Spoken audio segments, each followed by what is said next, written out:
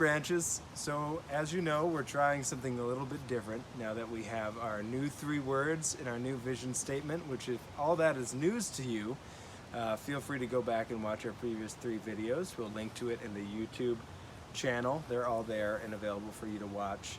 But our 3 new words are story, wonder, and action. And what I wanted us to lean into for the next little bit is this idea of the parable politic.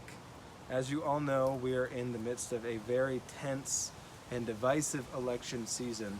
And before I say anything, I want to make it abundantly clear that as Branches, as an institution, and as an individual, Mike, I completely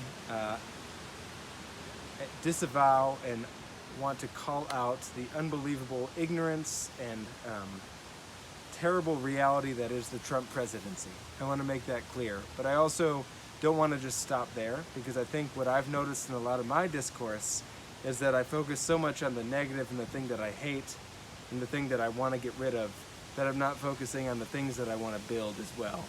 And so what this series is about us exploring what is it about parable in the way of storytelling that can promote dialogue and conversation. And so the way Branches is going to work for the next little bit is we're going to continue to have Zoom meetings, and we'll have one later today, and I'll post about details about that. But we're going to be posting prompts, kind of like we did in the summer, for all of you to spend time with and investigate and think about. And the prompt will be linked to this video, and there are questions and ideas for you to wrestle with in terms of parable. I have 5 different parables from the Gospels that are also listed that you can read up on and look into. And rather than focusing on the strict interpretation of what the specific parable is trying to say, what we're doing with this specific series is analyzing why is it that Jesus uses parables as a means of communicating. Our new vision statement says that we seek to embody the themes and messages of Jesus. That's the first part of it. And when we're talking about embodying something, we're not talking about just believing it or accepting it into our lives, as we talked about last week.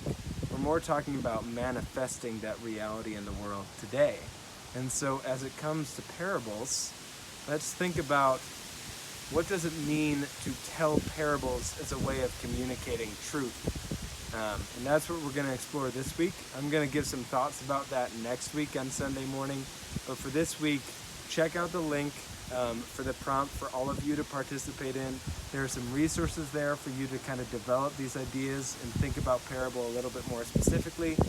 There are questions for you to specifically respond to. And there are questions to discuss about with your kids as well. And then also there's a form on there for you to be able to submit what are the things that you're thinking about in relation to this specific topic we're discussing. So I'm excited to hear your thoughts. I'm excited to see you all on Zoom. But really what this is more than anything is it's a chance for all of us to lean into story, wonder, and action and own up to the reality of us being the pastor, all of us, and all of us having something unique and beneficial to contribute to this conversation. And specifically, as it relates to this series, it's about discussing what it looks like to access and discuss and lean into truth-telling through storytelling and through parable. So I hope that you find it meaningful, and I'm excited to see what all of you had to say. Thanks, and we'll see you soon.